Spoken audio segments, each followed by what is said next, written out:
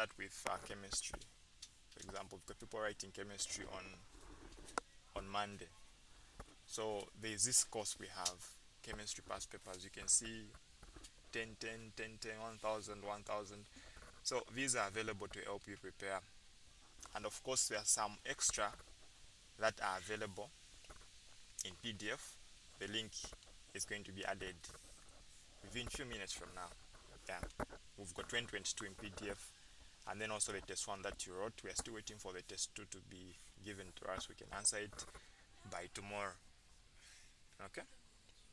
So now, as you go through these past papers and your tutorial sheets, by the way, even the tutorial sheets are also available if you go to the course chemistry. So if you pay for chemistry, you have access to both the past papers course and also the course which is having all the videos. So here you see that the tutorial sheet solutions are also available. Yeah, this gives you room for you to review your answers, okay, and know where you're going wrong. So this is going to be very, very helpful for you, yeah, as you revise. And of course, if you see that, okay, I think I need to review a few formulas on atomic structure since I struggled answering this question on atomic structure, you can easily go to the topic atomic structure and review that concept. For example, if you were stuck with de Broglie wavelength, just a 4 minutes video will help you easily remember what you need to do. Okay? So the same applies to all the other courses. We've got people who are writing math um, as well. So math, everything is in this course. So if you open math past papers, you see this paper you're seeing, 2023, the first one is math 1120. Okay? And then 1100 starts from there, going down as well. Okay? This one going up was 1120. So basically, you have access to all this, and then of course tutorial sheets are also available. Tutorial sheet solutions are also available here. Okay, you can see math 1120 tutorial sheets, 1100 tutorial sheets as well are available, as you can see. And then if I take you back and show you a bit of some physics as well.